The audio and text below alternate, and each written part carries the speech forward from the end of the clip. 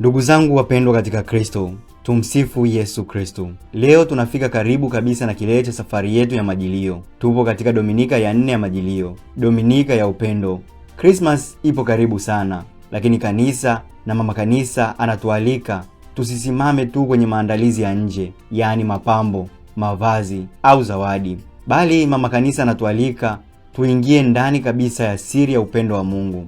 Upendo ndio chanzo cha Christmas. Upendo ndio sababu ya Kristo kuja duniani. Na leo tunakumbushwa kuwa Mungu hakutupenda kwa maneno, bali kwa matendo, na alitujia yeye mwenyewe. Katika somo la kwanza kutoka kwa nabii Isaya, sura ya 7 aya ya 10, tunamsikia nabii Isaya akimletea mfalme Ahazi ujumbe wa ajabu kwamba Mungu yuko tayari kutoa ishara. Lakini Ahazi anakataa, sio kwa unyenyekevu bali kwa kukosa imani. Anajifanya mwaminifu, lakini moyoni anategemea nguvu zake mwenyewe na sio za Mungu. Hapa tunajifunza jambo muhimu: upendo wa Mungu hauzimwi na kukataa kwa mwanadamu. Hata baada ya Ahazi kukataa, Mungu bado anatoa ahadi. Bikira atachukua mimba, atazaa mwana, naye ataitwa Imanueli, yaani Mungu yuko nasi.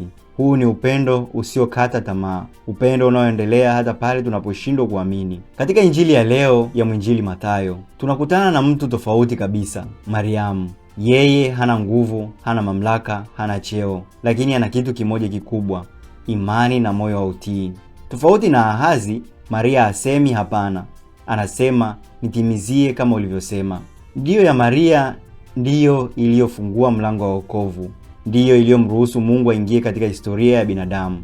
Hapa tunafundishwa kwamba Mungu hafanyi kazi kwa kulazimisha, bali kwa kusubiri moyo unaosema ndiyo. Na Christmas inaanza pale mwanadamu anapomruhusu Mungu akae ndani yake. Ndugu zangu, jina Imanueli lina maana kubwa sana. Si neno la mapambo, ni ujumbe wa maisha. Lina maana kwamba Mungu hayuko mbali, Mungu hayuko juu tu, Mungu hayuko kwenye historia pekee, bali Mungu yuko nasi katika furaha zetu na machozi yetu. Ndugu zangu, Mungu yuko nasi katika upweke wetu. Mungu yuko nasi katika mapambano yetu.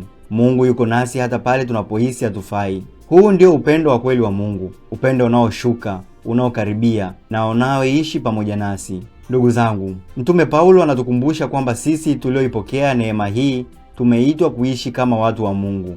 Upendo wa Mungu si zawadi ya kutunzwa peke yetu, ni zawadi ya kushirikishwa. Majilio haya yanatuuliza, je, tunaishi upendo huo kwa wengine?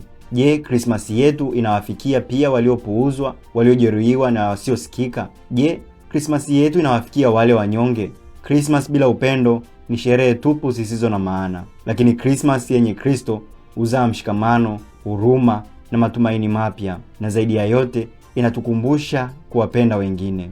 Ndugu wapendwa, Dominika ya 4 ya Majilio inatualika tufanye jambo moja kuu: fungua mioyo yetu kwa upendo wa Mungu. Mungu tayari amesema ndiyo kwetu.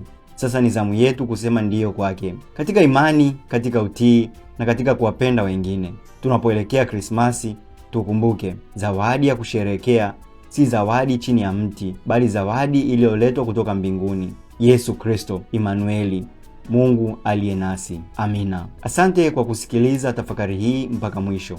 Tunakukumbusha kusubscribe ili kuwa karibu na chaneli bora kwa ajili ya tafakari zinazotoka na kuwa karibu na Kristo. Na kutakia Dominika njema ya Majilio, na kutakia sherehe njema za Noeli.